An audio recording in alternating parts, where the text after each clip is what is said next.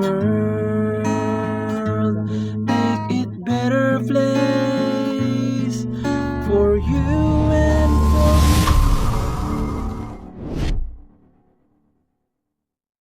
Hello mga ka-idol! So ngayon meron na naman akong ituturo sa inyong magandang kanta. So yung title pala nito ay yung Heal the World by Michael Jackson. So itong tutorial natin is gagawin natin siyang plucking version. Okay? So ngayon dito muna tayo sa plucking pattern. So yung plucking pattern natin mga ka-idol, no, is magiging dalawang klase yan. Kung mapapansin nyo dyan, dalawang klase siya, no. So dito muna tayo sa number para mas maintindihan nyo. So yung bilang ng string natin, ha. So ito 1 yung pinakamaliit, 1, 2, 3, 4, 5, 6. Okay, yan yung bilang ng number ng string natin. Ano?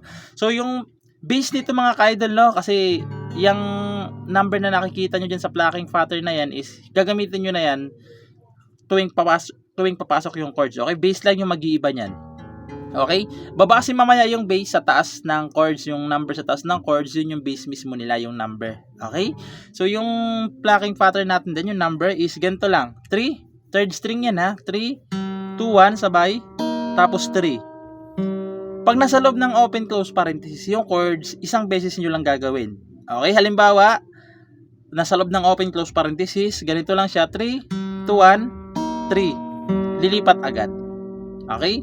Pero bago nyo ipasok yung 3, 2, 1, 3 na yan, magbe-base muna kayo. Okay? Ulitin ko lang, babase yung base sa taas ng number ng chords mamaya. Okay? Pag wala namang open close parenthesis yung chords, plain lang yung chords, walang open close parenthesis, dalawang beses nyo nang gagawin. Okay? So ganito lang siya pag walang open close parenthesis yung chords. 3, 2, 1, 3, isa pa, 3, 2, 1, 3. Lilipat na. Okay? 2 times siya pag walang open close parenthesis yung chords. Now, so ulitin ko lang, no, yung number nung base nakabase doon sa chords mamaya. Okay? So sana malinaw, no. So ngayon proceed na tayo dito sa kanyang whole verse. So yung whole verse dyan mga ka-idol, kung makikita nyo, yung mga chord is may number sa taas nila. Okay, so ulitin ko lang, no. So bago nyo ipasok yung 3, 2, 1, 3, magbe-base muna kayo. So dyan sa A, kung makikita nyo is may number 5, di ba? So 5th string muna bago yung 3, 2, 1, 3. Okay? So ganun siya, ano. So kung mapapansin nyo rin dyan, nasa loob na sila ng open close parenthesis. Okay? So yung verse nyo dyan mga ka-idol is A. Ayan. So yung A, second string, third, tsaka fourth. Okay, A na may number 5. B, minor 7 na may number 5. So halos number 5 lahat nung taas ng chords nila, no? Ayan. So yung B minor 7 mga ka-idol is ito siya, second fret yung bar.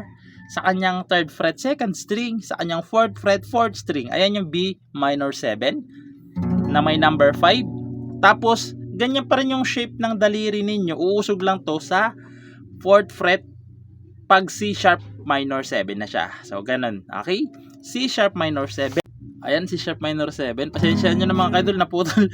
Nahulog kasi yung lyrics natin. Ayan, yung C sharp minor 7 mga kaidol, oh. So bar lang yan sa 4th fret. Dito naman sa kanyang 5th fret ay second string. Sa 6th fret naman is 4th string lang. Okay? Para lang kayong naka B minor 7, umusod lang itong bar sa 4th fret. Tapos ito nasa 5th na, nasa 6 na to. Okay, ayan. May number 5. Okay, tapos babalik lang kayo ng B minor 7. May number 5 rin. Okay? So, yan yung kanyang, mga kaidol, whole verse. So, gagawin nyo yan ng 4 na beses. Okay? Yung 4 na chords na yan, 4 na beses nyo silang gagawin. Okay? 4 na beses. So, yung plucking pattern natin, andyan dyan naman na, no? So, para hindi kayo malito, nilagay ko na rin dyan yung mga niya.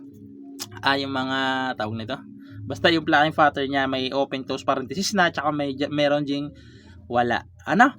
So, ganito naman siya kapag kinantahan. So, dito lang ako magpi-play para mas malinaw yung tunog, no? So, ganito siya kapag kinantahan. So, hindi lang masyado natin bibigkasin yung lyrics para hindi tayo maka-copyright. Ano? So, ganito siya.